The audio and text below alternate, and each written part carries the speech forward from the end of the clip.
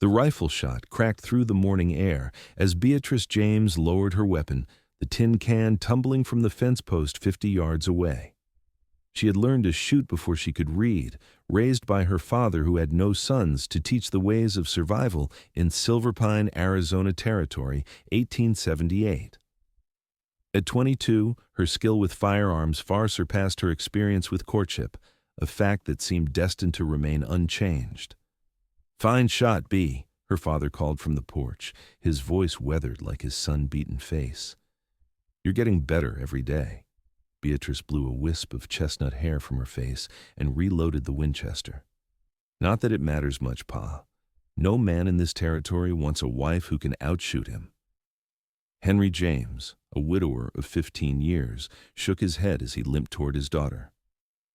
The old mining accident had left him with a permanent reminder of the dangerous life they led in the West. "You'll find someone who appreciates a woman of substance," he said, though his voice lacked conviction. They had this conversation too many times before. Beatrice swallowed the familiar lump in her throat. At 22, most women in Silverpine were long married with children underfoot. Even Martha Collins, with her crossed eyes and sour disposition, had found herself a husband last spring. Meanwhile, Beatrice remained unmarried, though not for lack of trying by her father. "The widow Sullivan mentioned her nephew's arriving from Kansas City next week," Henry said casually. "Says he's a banker with fine prospects." "Another one?" Beatrice sighed. "Pa, we both know how these introductions end. They want a woman who can bake a decent pie and look pretty while doing it, not one who can track game and shoot the eye out of a jackrabbit at 100 paces. Henry patted her shoulder awkwardly. "Times are changing, B. Not every man wants the same thing." But they both knew the truth. In Silverpine, women were expected to be proper ladies, demure, domestic, and deferential. Beatrice, raised without a mother's guiding hand, was none of these things. Her calloused hands and direct gaze unsettled potential suitors, and her reputation for speaking her mind had spread throughout the county. "I'm heading into town for supplies," Beatrice said, changing the subject. "Need anything special?" Her father's request list was short, and within the hour, Beatrice was riding their sturdy mare toward Silverpine. The 5-mile journey gave her time to think, to push away the whispers that followed her everywhere. That James girl, still unwed, too wild for her own good. The town had grown since silver was discovered in the nearby hills. What once was a sparse collection of buildings had expanded into a proper settlement with a hotel, several saloons, a bank, and even a small theater. Prosperity had brought new faces to Silverpine, though none that had shown particular interest in Beatrice beyond polite conversation. She tied her horse outside Willoughby's general store, adjusted her simple blue dress, and stepped inside. The bell above the door announced her arrival, and Mrs. Willoughby greeted her with a warm smile that didn't quite reach her eyes. Beatrice had overheard the woman telling others that it was a shame about the James girl pretty enough, but odd in the ways that matter to men. "Morning, Mrs. Willoughby," Beatrice said politely, handing over her list. "How's Mr. Willoughby's back today?" "Better, thank you for asking." The older woman began gathering items. "Your father doing well?" "As well as can be expected. His leg pains him when the weather changes." Beatrice browsed the store while Mrs. Willoughby prepared her order. New fabrics had arrived, silks and fine cottons that would make beautiful dresses. She ran her fingers over a bolt of robin's egg blue material, imagining for a moment what it might be like to dress for a social rather than practicality. "That would suit you," a deep voice said from behind her. Beatrice turned to find Sheriff Thomas watching her with amusement. A good man in his 50s, he'd been a friend to her father since before she was born. "Perhaps if I had somewhere to wear such a thing, Sheriff," he chuckled.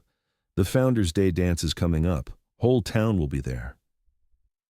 The annual celebration was indeed approaching, but Beatrice had stopped attending 3 years ago. Standing along the wall, watching other women being courted and twirled across the floor had lost its appeal. "I'll likely be helping Pa that evening." Sheriff Thomas gave her a knowing look but didn't press. Well, if you change your mind, there'll be some new faces. Got word a cattle drive's coming through Texas outfit heading north. They'll be here a few days to rest and resupply. Beatrice nodded. Her interest momentarily piqued despite herself. New faces meant new stories, at the very least. As she was paying for her supplies, the door burst open and Eliza Peterson rushed in, her plump face flushed with excitement. "They're here," she announced to the store at large. "The cattle drive, and wait until you see the Cowboys, especially their trail boss." Mrs. Willoughby immediately abandoned Beatrice's change to gather gossip. "Tell us everything, Eliza." "Handsomest man I've seen in years," Eliza fanned herself dramatically. "Tall, broad-shouldered, with eyes that, oh my." She noticed Beatrice and stopped abruptly, her expression shifting to something resembling pity. "Good morning, Beatrice. Getting supplies for your father?" "Yes," Beatrice replied evenly, accepting her change from Mrs. Willoughby. "If you'll excuse me." Outside, the town's energy had noticeably changed. People milled about, watching as cowboys drove a small portion of cattle toward the holding pens north of town. The main herd, Beatrice knew, would be kept outside Silverpine to prevent disruption. She loaded her supplies onto her mare, trying to ignore the commotion. Just as she prepared to mount, she heard a shout followed by the thundering of hooves. "Look out!" Beatrice turned to see a massive brown steer charging down the main street, having broken away from the herd. People scattered, pressing themselves against buildings. Without thinking, Beatrice dropped her reins and reached for the coiled rope hanging from her saddle. In one fluid motion, she shook out a loop, planted her feet, and waited as the steer barreled toward her. When it was 20 feet away, she threw the lasso with precision, born of years of practice. The loop settled perfectly around the steer's horns, and Beatrice braced herself, wrapping the rope around a hitching post. The steer jerked to a stop, nearly pulling Beatrice off her feet. She held tight, speaking low and calm as the animal snorted and pawed the ground. "Easy now, easy." The sound of galloping hooves approached, and a tall figure on horseback appeared beside her. Without a word, the rider dismounted and moved to help secure the steer. "I've got him," the man said, his voice deep and steady. "You can let go, madam." Beatrice reluctantly released the rope, stepping back to watch as the stranger expertly calmed the steer. He was tall, taller than most men in Silverpine, with broad shoulders and strong hands that handled the animal with practiced ease. When he turned to face her, Beatrice felt an unexpected jolt. His eyes were a striking shade of green, set in a sun-bronzed face beneath a wide-brimmed hat. A dark mustache framed his upper lip, and a day's growth of beard shadowed his jaw. "That was some mighty fine rope work, madam," he said, tipping his hat. "Not many ladies I know could handle a 1,200-pound steer like that." "I'm not most ladies," Beatrice replied automatically. A smile spread across his face, revealing a dimple in his right cheek. "No, I don't imagine you are." He extended a hand. "Nathan Tyler, trail boss with the Rocking T outfit from Texas." Beatrice hesitated before accepting his handshake. His palm was calloused against hers, his grip firm but not overpowering. "Beatrice James." "Miss James." He nodded, still holding her hand a moment longer than necessary. "I owe you my thanks. That steer could have done some real damage." By now, a small crowd had gathered to watch, and Beatrice became uncomfortably aware of the whispers and stares. This was exactly the kind of behavior that marked her as different, as unmarriageable in the eyes of Silverpine. She withdrew her hand. "Anyone would have done the same." "No, they wouldn't," Nathan Tyler said with certainty. "Most folks ran for cover. You stepped up." His gaze was direct, assessing but not unkind. "You handle a rope like someone born to it. My father taught me. Necessity more than choice." Two more cowboys approached, leading horses and looking chagrined. "Sorry, ye boss," the younger one said. "That ornery devil broke away when Wilson wasn't looking." "No harm done, thanks to Miss James here," Nathan replied. "Get him back to the herd and make sure the rest are secure." The cowboys nodded, both tipping their hats to Beatrice before leading the steer away. Nathan turned back to her. "You live in town, Miss James?" "Outside it." My father has a small ranch 5 miles east. Something in his expression shifted, a look of genuine interest replacing mere appreciation. Cattle? Some. Mostly we raise horses when Pa's health allows. Nathan nodded as if this explained everything about her. That would account for your skill. Listen, Miss James, the outfit's staying through the Founders' Day celebration. Perhaps I'll see you there? Before Beatrice could formulate a response, Mrs. Willoughby emerged from the store. Mr. Tyler, such excitement on your arrival. She bustled forward, positioning herself between Beatrice and Nathan. I'm Mrs. Willoughby, wife of the proprietor. We're so pleased to welcome you to Silverpine. Nathan politely tipped his hat to the older woman, but kept his gaze on Beatrice. The pleasure's mine, madam. Your town has already shown itself to be full of surprises. He smiled again at Beatrice. You must let us properly welcome you, Mrs. Willoughby continued. My daughter Rebecca is helping organize the Founders' Day celebration. She'd be delighted to show you around. Beatrice recognized the matchmaking attempt and used the opportunity to retreat. She mounted her horse with practiced ease, drawing Nathan's attention back to her. I should get these supplies home to my father, she said, gathering her reins. Good day, Mr. Tyler. Miss James, he called as she turned her horse. About the celebration will you be attending? Every eye in the vicinity focused on Beatrice, waiting for her answer. She felt a flush creep up her neck but forced herself to meet Nathan Tyler's gaze. I haven't decided, she said finally, an answer that was neither commitment nor refusal. His smile widened slightly. Then I'll hope to see you there. As Beatrice rode out of town, she could feel curious stares following her. Nathan Tyler wasn't like other men who'd passed through Silverpine. There was something in his directness, in the way he'd looked at her with appreciation rather than puzzlement, that unsettled her. She pushed the thoughts away. She'd learned long ago not to pin hopes on passing strangers. Nathan Tyler and his cattle drive would move on, and life in Silverpine would continue, as it always had with Beatrice James, as the unmarriageable daughter of Henry James, the woman too wild for her own good. The familiar path home gave Beatrice time to settle her thoughts. By the time the small ranch house came into view, she'd convinced herself that the encounter in town meant nothing. Cowboys came through Silverpine occasionally, they flirted, they moved on. Nathan Tyler was surely no different. Her father was waiting on the porch, whittling a piece of wood that was slowly taking the shape of a small horse. His face brightened at her approach. You're back earlier than I expected, he said, setting aside his project. Beatrice dismounted and began unloading the supplies. Town's busy. Cattle drive came through. Ah, the Texas outfit Sheriff Thomas mentioned. Henry watched his daughter's face carefully. Anything interesting happen? Beatrice considered lying, but knew her father would hear the full story from someone else. News traveled faster than wind in these parts. A steer got loose on Main Street.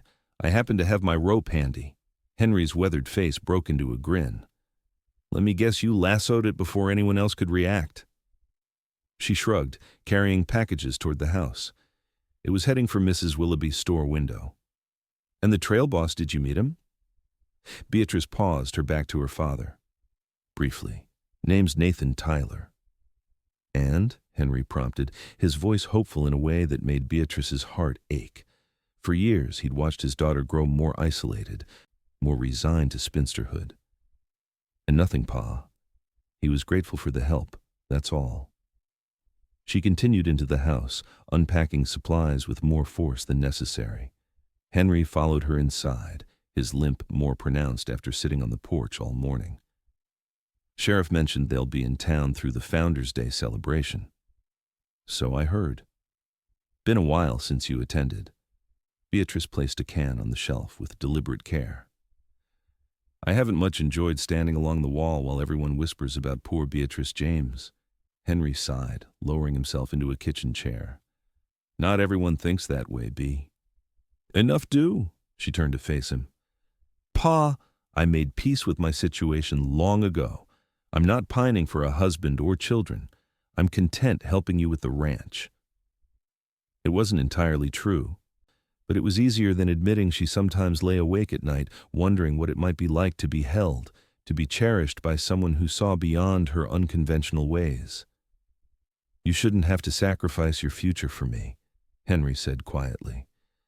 "Your mother wouldn't have wanted that." The mention of her mother sent a familiar pang through Beatrice's chest. Elizabeth James had died in childbirth when Beatrice was 7, leaving Henry to raise their daughter alone. What little Beatrice remembered of her mother was colored with warmth and laughter, and the knowledge that Elizabeth had been beloved by everyone in Silverpine. "I'm not sacrificing anything," Beatrice insisted. "This is my home, my life. I'm good at it." Henry watched her with sad eyes. Being good at something isn't the same as being happy with it. Before Beatrice could respond, the sound of approaching horses drew their attention. Through the window, they saw 2 riders coming up the path, one the sheriff, the other a familiar tall figure on a chestnut gelding. "Looks like you made quite an impression," Henry said, his expression lightening. "That's your trail boss, isn't it?" Beatrice felt her heart quicken inexplicably. "He's not my anything, Pa." She moved to the door just as Sheriff Thomas and Nathan Tyler dismounted. The sheriff waved in greeting while Nathan removed his hat, revealing thick dark hair that curled slightly at the nape of his neck. "Henry! Beatrice!" Sheriff Thomas called. "Hope we're not interrupting your afternoon." Henry limped forward, extending his hand. "Not at all, Clive. What brings you out this way?" "Well, Mr. Tyler here was asking about quality horses for his outfit. Told him there's no better stock in the territory than James horses." Nathan stepped forward, hat in hand, his gaze finding Beatrice before shifting to her father. "Sheriff speaks highly of your breeding program, Mr. James. Thought I'd come see for myself, if that's not an imposition." Henry's face lit up. The horses were his pride, even if his condition limited how much work he could do with them personally. "No imposition at all. Always happy to show them to interested buyers." Beatrice saw the calculation in her father's eyes, not just the prospect of a sale, but the opportunity to keep Nathan Tyler around a bit longer. She shot him a warning look that he cheerfully ignored. "Beatrice, why don't you show Mr. Tyler the yearlings in the north paddock? I'll put on some coffee for the sheriff and me." Before she could object, Henry was ushering Sheriff Thomas toward the house, leaving Beatrice alone with Nathan. "You don't have to show me anything, Miss James," Nathan said quietly. "I suspect your father's matchmaking is about as subtle as the sheriff's." Beatrice felt heat rise to her cheeks. "I apologize for that. Pa gets notions sometimes." Nathan smiled, his green eyes crinkling at the corners. "No apology needed, though I am genuinely interested in your horses. We lost a few on the drive north, and I need reliable replacements before we continue." Beatrice studied him, trying to determine his sincerity. Finding no trace of mockery, she nodded. "This way, then. The yearlings are our finest crop yet." They walked side by side toward the north paddock, a comfortable silence settling between them. Nathan kept his hat in his hands, occasionally running his fingers along the brim, a nervous gesture that seemed at odds with his otherwise confident demeanor. "Your father's place is well kept," he observed. "Must be difficult with his injury." "We manage," Beatrice replied. "I handle most of the physical work these days." "And the horse training?" "That too." Nathan nodded appreciatively. "Rare skill for anyone, let alone—" He caught himself. "A woman?"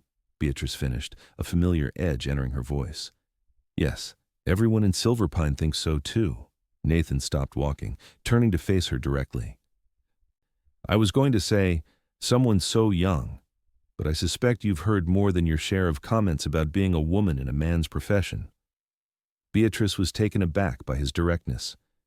"Yes," she admitted, "I have. Where I come from, skill speaks for itself." His eyes held hers. "My sister runs our family ranch in Texas. She can outride and outshoot most men I know, including me on a good day." This revelation surprised Beatrice. "Your sister runs your family ranch?"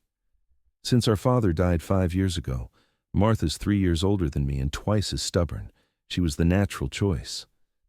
A fond smile crossed his face. She's the one who sent me north with this herd while she handles another driving east." They reached the paddock where a dozen yearlings grazed, their coats gleaming in the afternoon sun. Beatrice leaned against the fence, considering this new information about Nathan Tyler. Perhaps she had misjudged him. "The chestnut filly with the blaze is our best prospect," she said, pointing. "Fast, smart, and gentle-natured. The bay gelding beside her has more stamina but can be headstrong." Nathan moved to stand beside her, his arm almost but not quite touching hers as he leaned on the fence. "Good confirmation on both," he observed. "You've got an eye for quality stock. My father taught me to recognize good bloodlines before I could walk. It was my mother who taught me to understand their temperaments. She must be proud of what you've accomplished." "She died when I was 7. Nathan's expression softened. "I'm sorry. Lost my mother when I was 12. It leaves a hole nothing quite fills." The simple understanding in his voice touched something in Beatrice. Most people offered platitudes about her mother being in a better place or watching over her. Nathan acknowledged the absence, the emptiness that remained years later. "Thank you," she said quietly, "for understanding that." Their eyes met again, and something shifted between them, a recognition, perhaps, of shared experience. The moment was broken by the thundering of hooves as one of the yearlings, a spirited black colt, took off across the paddock, causing the others to scatter. "That one's trouble," Beatrice said with a laugh. "Beautiful but wild. Reminds me of a colt my father had when I was a child. Lightning, he called him." "Every good stable needs one horse that keeps everyone on their toes," Nathan replied, his eyes following the colt's movements with appreciation. "Sometimes the spirited ones make the best partners once they learn to trust you." Beatrice glanced at him, surprised again by the insight. "That's what my father always said." Nathan turned to her, his expression earnest. "Miss James Beatrice, if I may." "Be, Mr. Tyler," Henry's voice called from the house. "Coffee's ready." Nathan sighed, his shoulders dropping slightly. "Perhaps another time," he said quietly, then gestured toward the house. "Shall we?" As they walked back, Beatrice found herself unusually aware of the man beside her, his steady gait, the way he unconsciously adjusted his stride to match hers, the faint scent of leather and open air that seemed to surround him. Nathan Tyler was unlike any man she'd met in Silver Pine, and that made him dangerous to the careful walls she'd built around her heart. Back at the house, Sheriff Thomas and Henry were deep in conversation that suspiciously halted when Beatrice and Nathan entered. Her father's eyes darted between them, searching for signs that his matchmaking was bearing fruit. "How are the yearlings looking, Mr. Tyler?" Henry asked, pouring coffee for everyone. "Impressive stock, sir. Your daughter was just explaining their bloodlines." Nathan accepted the cup with a nod of thanks. "I'm particularly interested in the chestnut filly, and perhaps 2 others for my men." Henry beamed. "Excellent choice. Beatrice broke that filly herself, gentlest hand with horses I've ever seen." "Pa," Beatrice warned quietly. "It's just the truth, Bea," Henry insisted. "No need to be modest about your skills." Sheriff Thomas cleared his throat. "Nathan, didn't you mention needing to get back to your herd before sundown?" "Yes, indeed." Nathan set down his empty cup. "Mr. James, would it be possible for me to return tomorrow to look at the horses more carefully? I'd like to see them in action before making a final decision." Henry's face lit up. "Absolutely. Beatrice can put them through their paces for you. Say, around midday?" "That would be perfect." Nathan turned to Beatrice. "If it's convenient for you, of course." She nodded, ignoring her father's transparent enthusiasm. "The horses are at their best in the morning light. I can show you what they're capable of." Nathan smiled, that dimple appearing in his right cheek again. "I look forward to it." He placed his hat back on his head and extended his hand to Henry. "Thank you for your hospitality, sir." "Any time, son. Any friend of Clive's is welcome at our table." As the men prepared to leave, Nathan paused beside Beatrice. "Until tomorrow, Miss James." "Mr. Tyler," she replied formally, aware of her father's watchful gaze. When the visitors had ridden away, Henry turned to Beatrice with undisguised excitement. "Well, well, quite a gentleman, that Nathan Tyler." Beatrice busied herself clearing coffee cups. "He's interested in horses, Pa, nothing more. He could have sent one of his men to look at horses. Trail bosses don't typically handle such matters personally." Henry's eyes twinkled. "And he couldn't keep his eyes off you. Don't start planning a wedding, Pa. He'll buy his horses and move on with his herd. That's what cowboys do." Henry watched his daughter with knowing eyes. "Not all of them, Bea. Some find something worth staying for." Beatrice shook her head, unwilling to entertain such notions. "I have chores to finish before sundown." As she walked to the barn, Beatrice tried to dismiss her father's words. Nathan Tyler was passing through Silverpine like countless men before him. The fact that he showed her respect, that he understood her in ways others didn't, meant nothing. Yet, as she fed the horses and checked their water, she found herself wondering what tomorrow would bring. For the first time in years, she felt a flicker of something dangerous hope. The next morning dawned clear and bright, the kind of perfect day that seemed designed for showing horses at their best. Beatrice rose earlier than usual, taking extra care with her appearance. She chose her newest blouse, a simple white cotton with delicate embroidery at the collar that her father had given her for Christmas, and her best riding skirt.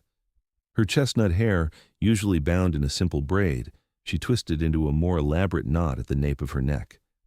Henry watched her preparations with poorly concealed delight, but was wise enough not to comment. When she caught him smiling over his breakfast, Beatrice pointed her fork at him sternly. "This is a business transaction, Pa. Nothing more." "Of course," he agreed, his eyes twinkling. "That's why you're wearing your mother's cameo pin." Beatrice's hand flew to the small oval pinned at her collar. She hadn't even realized she'd chosen it. The cameo had been her mother's favorite piece of jewelry, one of the few precious items Beatrice had to remember her by. "It matches the blouse," she said defensively. Henry just smiled and returned to his breakfast. After the morning chores, Beatrice prepared the horses for showing. She groomed the chestnut filly until her coat gleamed in the sunlight, then moved on to the bay gelding and 3 others that might interest Nathan. Each horse received careful attention, manes and tails brushed, hooves cleaned, saddles and bridles polished to perfection. At 11:45, the sound of an approaching horse made her heart leap unexpectedly. Beatrice took a deep breath, steadying herself before stepping out of the barn. Nathan Tyler rode into the yard alone, his chestnut gelding moving with the easy gait of a well-trained mount. He wore a clean blue shirt under his leather vest, and his dark hair was still damp from washing. When he saw Beatrice, a smile spread across his face that made her stomach flutter traitorously. "Miss James," he greeted, swinging down from his saddle with fluid grace. "I hope I'm not too early." "Not at all," she replied, pleased that her voice remained steady. "The horses are ready for your inspection." Nathan's eyes took in her appearance, lingering for a moment on the cameo at her throat. "You look lovely today," he said simply, no artifice in his tone. "That pin suits you." Beatrice felt a blush rising to her cheeks. "Thank you. It was my mother's." Henry emerged from the house using his cane more than usual, which told Beatrice his leg was paining him. Despite this, his face was bright with welcome. "Mr. Tyler, right on time. Has my daughter shown you the horses yet?" "Just about to, sir," Nathan replied, shaking Henry's hand. "How's your leg today? Sheriff mentioned your old mining injury acts up sometimes." Henry looked touched by the inquiry. "Worse some days than others. Weather's changing, I can feel it in my bones. My grandfather was the same with his shoulder. Old Comanche arrow wound. Said he could predict rain 3 days out." "That's a useful skill in these parts," Henry laughed. "Come, let's see those horses Beatrice has prepared for you." They walked to the corral where Beatrice had gathered the selected horses. She led out the chestnut filly first, demonstrating her responsiveness to commands and gentle nature. "She's 4 years old, fully trained," Beatrice explained, running her hand along the horse's gleaming neck. "Good on rough terrain and doesn't spook easily." "May I?" Nathan asked, approaching slowly.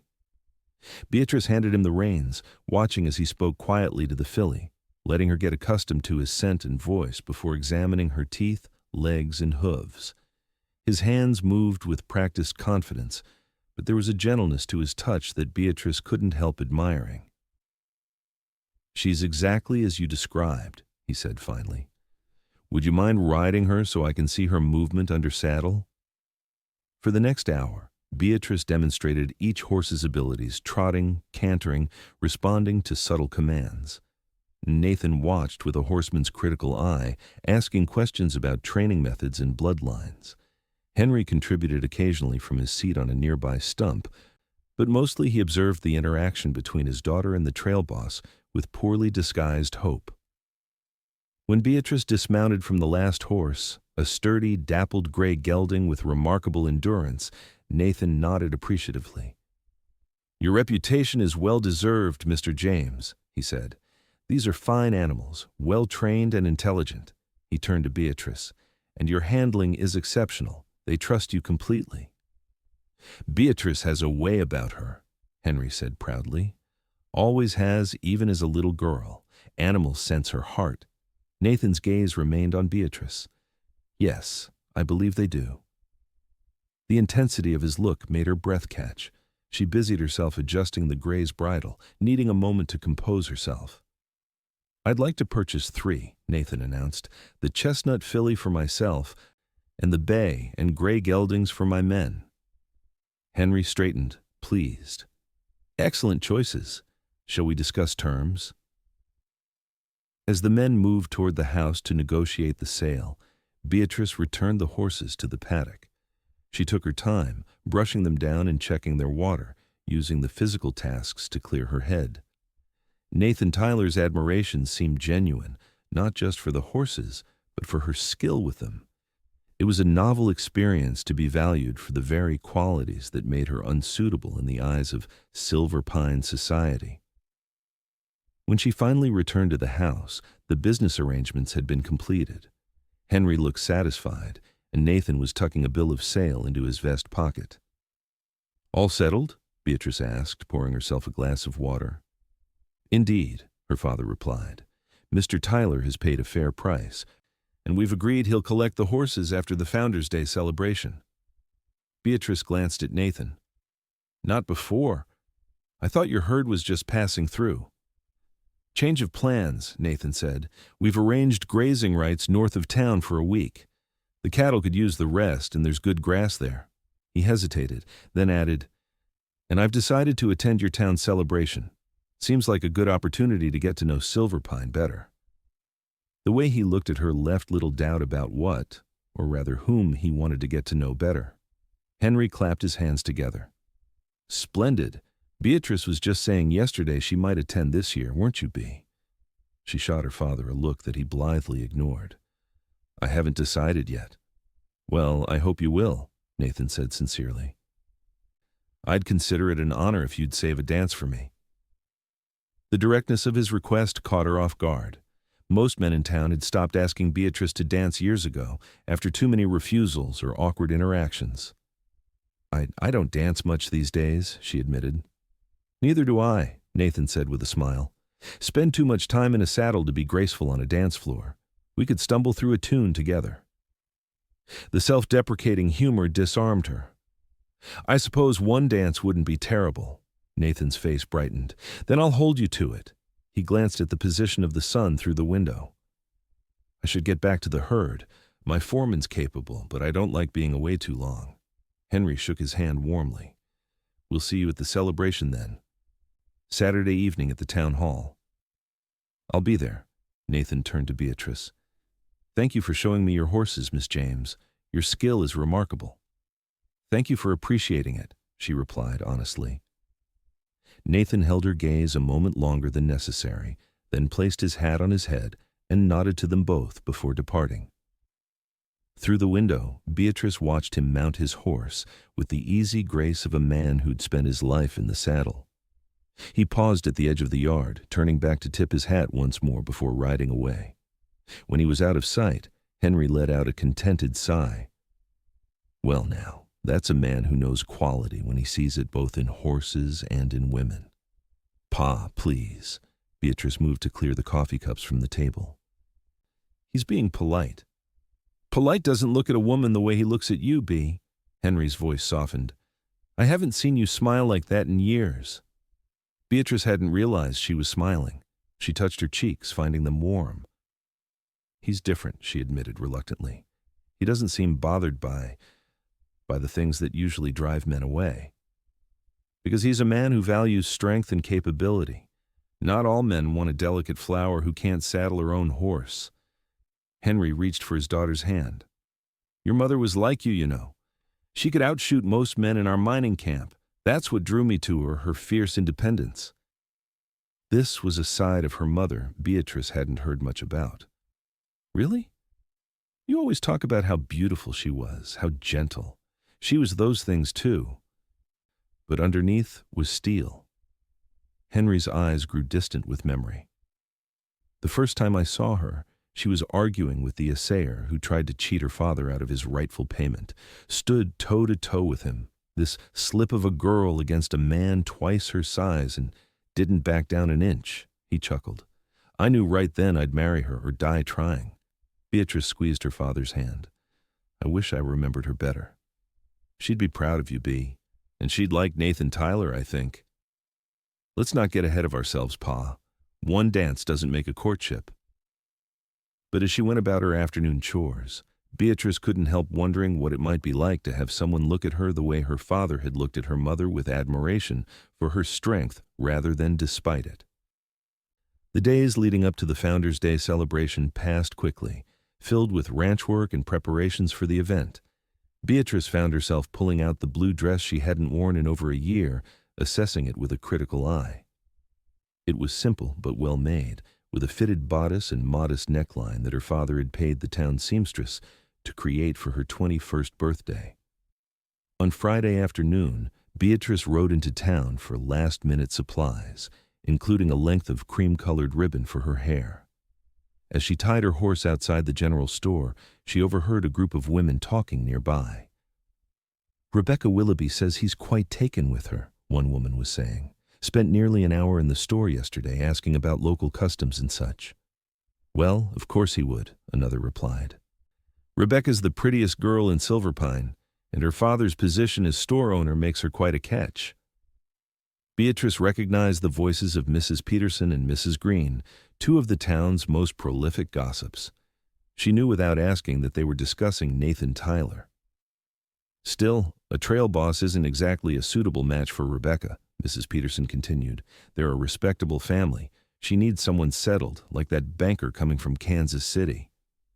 True, though I heard Mr. Tyler owns part of a ranch in Texas. Not just a drifting cowboy, after all. Beatrice entered the store, the bell announcing her arrival. The women fell silent, offering tight smiles as she passed. Good afternoon, Beatrice, Mrs. Willoughby greeted from behind the counter. Her daughter Rebecca stood nearby, arranging a display of hair ribbons. Mrs. Willoughby, Rebecca. Beatrice nodded politely. I just need a few items. Of course. Mrs. Willoughby's eyes traveled over Beatrice's practical riding clothes. Are you attending the celebration tomorrow? Rebecca's been working tirelessly on the decorations. It will be the finest Founders' Day yet, Rebecca said, her pretty face animated. At 19, she was considered the town's beauty, with golden curls and a complexion that had never seen hard work. Everyone will be there. I may stop by, Beatrice replied noncommittally, selecting a cream ribbon from the display. Rebecca noticed her choice. Oh, are you wearing the blue dress? This would complement it nicely. She held up a ribbon in a slightly different shade. Surprised by the helpful gesture, Beatrice accepted it. Thank you. Yes, the blue dress. Rebecca lowered her voice. Have you met the trail boss, Mr. Tyler? He's quite handsome, isn't he? Before Beatrice could respond, Mrs. Willoughby interjected, Rebecca, dear, those lanterns need arranging in the back. As Rebecca reluctantly moved away, Mrs. Willoughby leaned closer to Beatrice. Such a lovely girl, my Rebecca. Mr. Tyler seemed quite impressed when he visited yesterday. I wouldn't be surprised if he asks her to dance tomorrow. The words were clearly meant to stake a claim, to warn Beatrice away from territory already marked. Once, such tactics would have stung, but today, Beatrice merely smiled. I'm sure many men will ask Rebecca to dance. She's very pretty. She placed her purchases on the counter. Just these items, please. As Mrs. Willoughby wrapped the ribbon, she continued. It's so important for young women to find suitable matches, don't you think? Someone of appropriate standing and prospects. I believe compatibility matters more than standing, Beatrice replied evenly, a shared understanding of one another's nature. Mrs. Willoughby's lips thinned. Well, that's one perspective, I suppose. She handed over the wrapped package. Will there be anything else? No, thank you. Beatrice paid and turned to leave, nodding goodbye to Rebecca, who watched curiously from the back of the store. Outside, the conversation she'd overheard replayed in her mind. Of course, Rebecca Willoughby would set her sights on Nathan. He was new, handsome, and according to gossip had prospects beyond his current position. And of course, Mrs. Willoughby would encourage such a match. Nathan would be considered quite a catch in Silverpine. As Beatrice mounted her horse, a voice called her name. She turned to see Nathan himself emerging from the sheriff's office across the street. Miss James. He crossed to her, hat in hand. I was hoping I might see you in town today. Beatrice was suddenly conscious of her dusty riding clothes and wind-blown hair compared to Rebecca Willoughby's perfect appearance. Mr. Tyler, how's your herd settling in? Well enough. The grazing's good north of town. His eyes were warm as they met hers. I was just confirming some details about tomorrow's celebration with the sheriff. I hear you've been asking questions about local customs, Beatrice said, unable to keep a hint of challenge from her voice. Mrs. Willoughby seems to think you and Rebecca might make a fine match. Nathan's brow furrowed in confusion, then cleared as understanding dawned. He chuckled softly. Is that what they're saying? I asked about local customs because I didn't want to offend anyone tomorrow. As for Miss Willoughby, she's a pretty girl, but not the one who's caught my interest. His direct gaze left no doubt about his meaning. Beatrice felt a blush rise to her cheeks. Mr. Tyler. Nathan, he corrected gently. After discussing horseshoes and bloodlines, I think we've earned first names, don't you? A smile tugged at her lips despite herself. Nathan, then. You should know that in Silverpine I'm considered rather unmarriageable. He raised an eyebrow. Is that so? And why might that be? I'm too outspoken, too independent. Not accomplished in the ways a proper lady should be. Sounds to me like Silverpine doesn't appreciate what's right in front of it. He stepped closer to her horse, looking up at her with those striking green eyes. Are you coming tomorrow, Beatrice? I meant what I said about that dance. The way he said her name sent a shiver through her that had nothing to do with the autumn breeze. Yes, she heard herself say. I'll be there. His smile was like sunrise. Good. I'll look for you. As Beatrice rode home, her heart lighter than it had been in years, she acknowledged a dangerous truth. She was beginning to care what Nathan Tyler thought of her, and that made him a risk to everything she'd built to protect herself from disappointment. Saturday arrived with clear skies and a crispness in the air that heralded the approaching autumn. Beatrice spent the morning completing chores, then bathed in water she'd heated over the stove. She washed her hair with lavender soap, a luxury she rarely indulged in, and let it dry by the fire while she helped her father polish his good boots. You look happy, Bea, Henry observed, watching her hum as she worked. It suits you. It's just a celebration, Pa, she said, though she couldn't quite suppress her smile. Don't make more of it than it is. Even if it's just one night of enjoyment, that's worth something, he replied. You've earned some happiness. By late afternoon, Beatrice was dressed in her blue gown, her hair arranged in a style more elaborate than her usual practical braid. The cream ribbon wove through the dark chestnut waves, and her mother's cameo adorned her throat. She studied her reflection in the small mirror, hardly recognizing the woman who looked back. You look beautiful, Henry said from the doorway of her bedroom, his voice thick with emotion. Like your mother. Beatrice turned to him, suddenly anxious. Is it too much? I feel unlike myself. No, Bea. This is just another side of you, one you don't often let show. He offered his arm. Shall we? Our horses are saddled." The ride to town was quiet, each lost in their own thoughts. As they approached Silverpine, Beatrice could see lanterns illuminating the town hall and hear music drifting through the evening air. People in their finest clothes streamed toward the building, greeting one another with excited chatter. Beatrice and Henry stabled their horses and walked toward the celebration. With each step, Beatrice felt more exposed, more vulnerable than she had in years. She had almost convinced herself to turn back when a familiar voice called her name. "Beatrice!" She turned to see Nathan striding toward them. He wore a clean black coat over a white shirt, his usual trail clothes replaced by attire more suitable for a social gathering.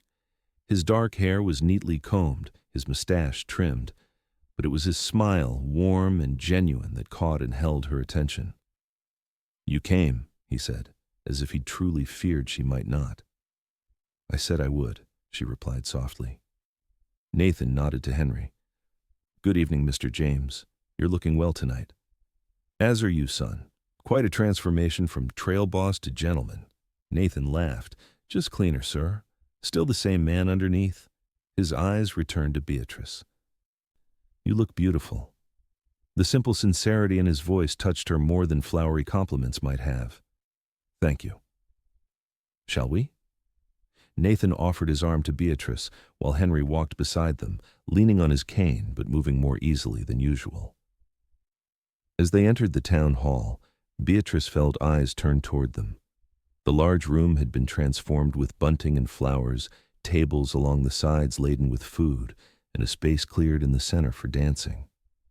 A small group of musicians played near the back wall, and several couples already moved across the floor. Mrs. Willoughby spotted them immediately, her expression faltering when she saw Nathan's arm linked with Beatrice's. She quickly recovered, moving to intercept them with Rebecca in tow. "Mr. Tyler, Mr. James, how wonderful you could join us." Mrs. Willoughby's smile didn't reach her eyes as they flicked to Beatrice. "And Beatrice, what a surprise. It's been years since you attended." "Good evening, Mrs. Willoughby," Beatrice replied politely. "The decorations are lovely. Rebecca, you've done a beautiful job." Rebecca, resplendent in a pink gown that complemented her fair coloring, smiled genuinely. "Thank you, Beatrice. You look very nice tonight. The blue suits you." "Mr. Tyler," Mrs. Willoughby pressed, "you must meet the mayor, and Rebecca has been looking forward to introducing you to her friends." Before Nathan could respond, Sheriff Thomas approached, saving them from what promised to be an awkward situation. "Nathan, there you are. Some of your men were asking after you near the punch bowl." "Thank you, Sheriff." Nathan turned to Mrs. Willoughby with an apologetic smile. "If you'll excuse us, perhaps later." He kept his arm firmly linked with Beatrice's as they moved away, Henry following with barely concealed amusement. "Smooth rescue," Nathan murmured to the sheriff once they were out of earshot. "Saw the ambush coming," Sheriff Thomas chuckled. "Clara Willoughby has been matchmaking for that daughter of hers since the girl turned 16. He winked at Beatrice. "Good to see you here, Bea. Been too long." As the evening progressed, Beatrice found herself enjoying the celebration more than she'd expected. Nathan introduced her to several of his men, all of whom treated her with respect, clearly taking their cue from their boss. Henry settled at a table with his old friends, watching with paternal pride as Nathan guided Beatrice toward the dance floor when a waltz began. "I warned you I'm not much of a dancer," Nathan said as he took her hand in his, placing his other hand respectfully at her waist. "And I warned you I'm out of practice," she replied, suddenly nervous as they began to move. Nathan's steps were indeed somewhat stiff, more accustomed to a saddle than a dance floor, but his confidence made up for his lack of grace. "Just pretend we're training one of your horses," he suggested with a twinkle in his eye. "Gentle pressure, clear direction." Beatrice laughed, relaxing into the dance. "Are you comparing yourself to a spirited colt, Mr. Tyler?" "Nathan," he reminded her. "And no, the spirited one would be you, Miss James." As they turned around the floor, Beatrice became aware of the watching eyes, the whispers behind hands. For once she found she didn't care. There was something freeing about moving in Nathan's arms, about the way he looked at her as if she were the only woman in the room. They're all staring, she murmured. Let them, he replied simply. I only care what one person in this room thinks of me. The music ended too soon, and Nathan reluctantly released her. Thank you for the dance, Beatrice. Thank you for asking, she smiled up at him, feeling more like herself than she had in years, not despite the dress and dance, but somehow because of them, and because of the man who saw beyond them to the woman beneath. As the evening continued, Beatrice danced with Nathan twice more, accepted a cordial invitation from the mayor, and even shared a dance with young Tommy Wilson, the blacksmith's son who was too shy to ask any other girl. Between dances, Nathan stayed close, bringing her punch, introducing her to his men, and fending off Mrs. Willoughby's increasingly desperate attempts to separate them. During a lively reel, when Nathan was obliged to dance with the mayor's wife as a courtesy, Beatrice stepped outside for a breath of fresh air. The night was cool and clear, stars scattered like diamonds across the dark sky. She leaned against the porch railing, enjoying the momentary solitude. Quite a surprise seeing you here tonight, a familiar voice said from the shadows. Beatrice turned to see Rebecca Willoughby step onto the porch, her pink gown ethereal in the moonlight. Rebecca, Beatrice acknowledged cautiously, expecting confrontation. But the younger woman merely moved to stand beside her at the railing, her expression thoughtful rather than hostile. Mother's quite put out, you know. She had Mr. Tyler all but married to me in her mind. I'm sorry if I... Rebecca waved away the apology. Don't be. Mother's plans rarely consider what I might want. She glanced sidelong at Beatrice. He seems nice, Mr. Tyler. He is, Beatrice agreed, surprised by Rebecca's candor. And he clearly prefers you. There was no bitterness in Rebecca's voice, only observation. The way he looks at you, I don't think anyone's ever looked at me that way. Like they see something precious. Beatrice felt a sudden sympathy for the younger woman. Pretty as Rebecca was, she was still primarily an ornament in her mother's ambitious designs. The right person will, she said gently. Rebecca smiled sadly. Perhaps, but it would need to be someone Mother approves of. She straightened, smoothing her skirts. I should go back inside. Mother will be looking for me. She paused at the door. For what it's worth, Beatrice, I hope things work out with Mr. Tyler. Everyone deserves someone who sees them clearly. Before Beatrice could respond, Rebecca had disappeared back into the celebration. Moments later, the door opened again, and Nathan stepped out, his eyes finding her immediately. There you are, he said, relief evident in his voice. I turned around and you'd vanished. Just needed some air. It's been a while since I've been around so many people. Nathan moved to stand beside her, close enough that their shoulders nearly touched. Above them, the stars shimmered in the vast western sky. Beautiful night, he observed. Yes, Beatrice agreed, though she was looking at him rather than the stars. Nathan turned to face her fully. Beatrice, there's something I need to say. Her heart quickened. Yes? I know we've only known each other a few days, but I've never met anyone like you. His voice was low, earnest. The way you handle horses, the way you care for your father, the way you face a town that doesn't appreciate your worth, it all speaks to a strength of character that's rare. Beatrice swallowed against the emotion rising in her throat. Nathan, please let me finish. He took her hand gently in his. I'm not a man given to impulsive decisions. I've spent my life being methodical, responsible. But sometimes, when something true comes along, you have to recognize it and act. What are you saying? Beatrice whispered, hardly daring to hope. I'm saying that my cattle drive can continue north without me. I'm saying that I find myself unexpectedly but completely captivated by a woman who never thought she'd be a bride. And I'm saying that I'd like the chance to prove her wrong. Beatrice stared at him, scarcely believing what she was hearing. Nathan, you barely know me. I know enough, he said simply. I know that you're honest and brave and skilled. I know that you love your father and your horses with equal devotion. I know that your laugh makes me want to hear it again and again. His thumb traced circles on the back of her hand. The rest, all the details and stories and secrets, those would be my privilege to learn day by day, if you'll let me. Are you? Beatrice couldn't quite form the question. Not proposing, not yet. Nathan smiled gently. That would be too soon, even for a man as certain as I am. But I am asking for your permission to court you properly, to stay in Silverpine and see if what I believe is between us could grow into something lasting. Beatrice looked into his eyes, searching for any sign of insincerity or confusion. She found only clarity and warmth. What about your cattle drive? Your responsibilities? My foreman can handle the drive to its destination. I've already discussed it with him. As for responsibilities, Nathan squeezed her hand gently. I take those very seriously, which is why I want to be clear about my intentions toward you. A lifetime of doubt and protective walls urged caution, but beneath that, Beatrice felt something unfamiliar. Trust. This man, in just a few short days, had seen her truly and found her worthy. Yes, she said finally, her voice stronger than she expected. Yes, I would like that very much. The smile that spread across Nathan's face was brighter than all the stars above them. Slowly, giving her time to pull away if she wished, he leaned down and pressed his lips to hers. The kiss was gentle, respectful, but with an underlying current of passion that promised more to come.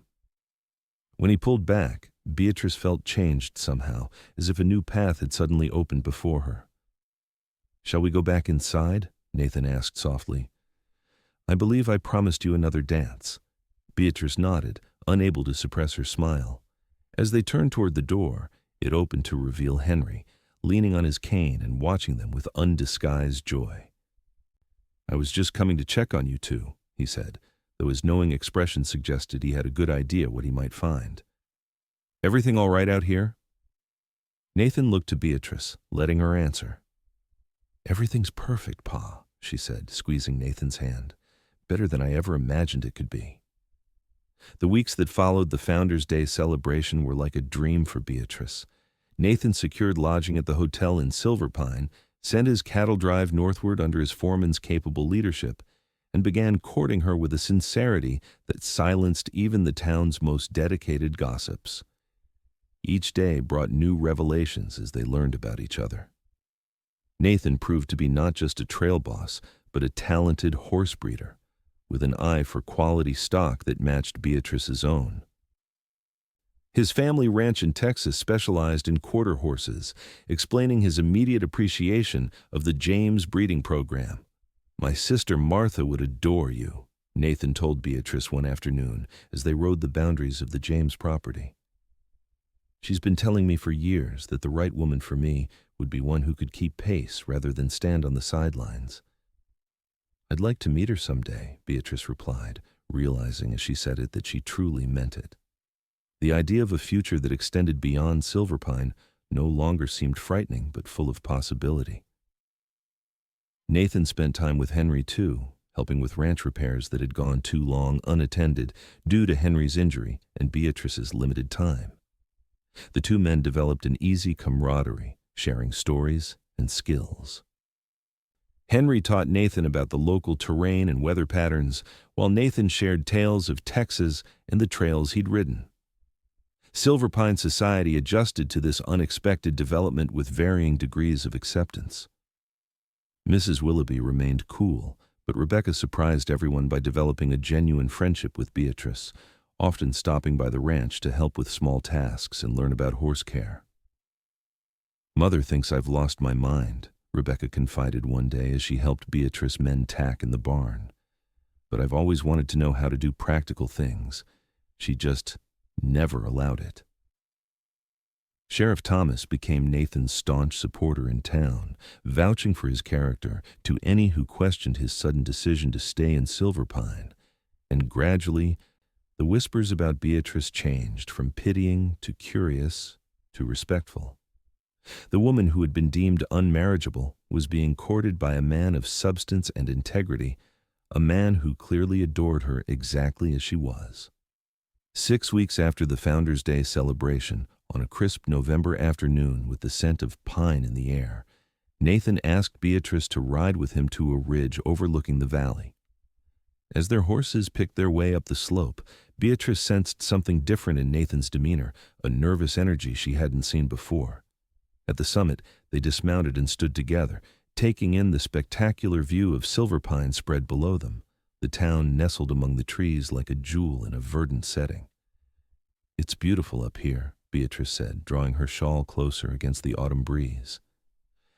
"Beautiful," Nathan agreed, though he was looking at her rather than the landscape. "Beatrice, there's something I need to ask you." Her heart quickened as she turned to face him. "Yes?" Nathan took her hands in his expression solemn yet filled with tenderness. "These past weeks have been the happiest of my life. Getting to know you, your strength, your kindness, your fierce dedication to those you love has confirmed what I knew the moment I saw you lasso that runaway steer. You're the woman I've been looking for all my life without even knowing it." Tears pricked at Beatrice's eyes as Nathan reached into his pocket and withdrew a small velvet box. Dropping to one knee before her, he opened it to reveal a ring with a modest but beautiful sapphire surrounded by tiny diamonds.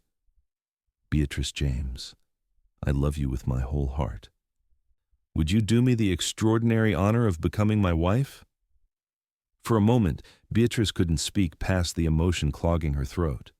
This man, this wonderful, understanding, respectful man, wanted her as his partner in life, not despite her strength and independence, but because of it.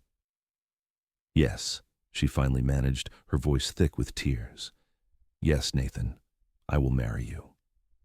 His face illuminated with joy. Nathan slipped the ring onto her finger, then rose to gather her in his arms. Their kiss was deeper than before, full of promise and passion and plans for a shared future. When they finally broke apart, Nathan rested his forehead against hers. "I was thinking," he said softly, "that we might build something here, combine your father's horse breeding program with what I've learned in Texas. Create something special that could be passed down to our children someday." The casual mention of children of a family they would create together filled Beatrice with unexpected warmth. "I'd like that," she whispered. "I'd like that very much." As the sun began to set over Silver Pine Valley, painting the sky in shades of gold and rose, Beatrice James stood in the arms of the man who had seen her true worth from the very beginning. The woman who never thought she would be a bride had found a love that defied expectations, a love built on respect, understanding, and the recognition of a kindred spirit. Later that evening, when they returned to the ranch to share their news with Henry, his joy was boundless. As he embraced them both, tears streaming unashamedly down his weathered cheeks. Beatrice caught a glimpse of her mother's photograph on the mantel. For a moment, she could almost imagine Elizabeth James smiling in approval, perhaps having guided Nathan to Silver Pine in the first place. They were married on Christmas Eve of 1878, in a ceremony that brought together the entire town. Rebecca Willoughby served as Beatrice's bridesmaid, while Nathan's foreman returned to Silver Pine to stand as his best man. Sheriff Thomas gave the bride away, as Henry's leg was particularly troublesome in the winter cold, though he watched from the front pew with undisguised pride. As Beatrice and Nathan exchanged vows in the small church, decorated with evergreen boughs and candles, she looked into the eyes of the man who had proven everyone wrong, including herself. The cowboy who had seen beyond convention to the heart of a woman who had almost given up on being truly seen. "I now pronounce you husband and wife," the minister declared, his voice echoing in the hushed church. "You may kiss your bride." As Nathan's lips met hers, sealing their commitment before God and their community, Beatrice felt a sense of rightness, of completion. This was no fairy tale ending, but rather the beginning of a partnership built on shared values and mutual respect. The celebration afterward lasted well into the night, with music and dancing and more genuine goodwill than Beatrice had ever experienced in Silver Pine. Even Mrs. Willoughby offered sincere congratulations, perhaps influenced by the announcement that morning of Rebecca's engagement to the young doctor who had recently set up practice in town. As midnight approached, Nathan led Beatrice out onto the porch of the hotel where their wedding supper had been held. Above them, stars glittered in the winter sky, and their breath formed clouds in the crisp air. "Happy, Mrs. Tyler?" Nathan asked softly, his arms encircling her waist. Beatrice leaned back against his chest, savoring the warmth of him, the strength and gentleness that had changed her world. "More than I ever thought possible," she replied honestly. Behind them, the sounds of celebration continued, but in this moment, there was only the two of them, a man and woman, who had found in each other the perfect counterpart to their own souls. "You know," Nathan murmured against her ear, "when I first saw you lasso that steer on Main Street, I thought to myself, there's a woman who could tame the wildest heart." He turned her in his arms to face him. "I just didn't realize it would be mine." Beatrice reached up to touch his beloved face, tracing the line of his jaw with gentle fingers. "And I never imagined that a passing cowboy would be the one to prove everyone wrong, to show me that being exactly who I am was enough, more than enough." As their lips met in another kiss, Beatrice knew with absolute certainty that the path ahead would hold challenges and joys, hard work and sweet rewards. But with Nathan beside her, she would face it all with confidence and love. The woman who never thought she would be a bride had become not just a wife, but a partner in the truest sense of the word. And the cowboy who had recognized her worth had gained not just a bride, but a woman whose strength would complement his own for all the days to come. As the clock struck midnight, ushering in Christmas Day, Beatrice and Nathan Tyler stepped into their future, together, a future built on the foundation of a love that had seen past convention to the truth of who they really were. In the years that followed, the Tyler James Horse Ranch became known throughout the territory for its exceptional breeding stock. Beatrice and Nathan worked side by side, each bringing their unique skills to the enterprise. Henry lived with them until his passing 5 years later, surrounded by not only his daughter and son-in-law, but also by 2 grandchildren who adored him, a boy with his father's green eyes and a girl with her mother's spirit and skill with horses. The girl, who had once been deemed unmarriageable, became a respected businesswoman, a devoted wife, a loving mother, and a pillar of the community. And whenever a young woman in Silver Pine felt constrained by society's expectations, Beatrice Tyler was there to remind her that the right person would love her, not despite her differences, but because of them. As for Nathan, he never regretted for a moment the day a runaway steer had led him to the extraordinary woman who became his bride.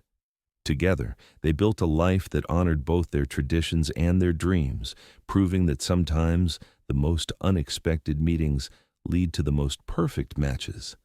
And on quiet evenings, when the children were asleep and the horses settled for the night, Beatrice would sometimes look up at the stars and silently thank whatever twist of fate had brought a Texas cowboy to Silver Pine on exactly the right day to change her life forever.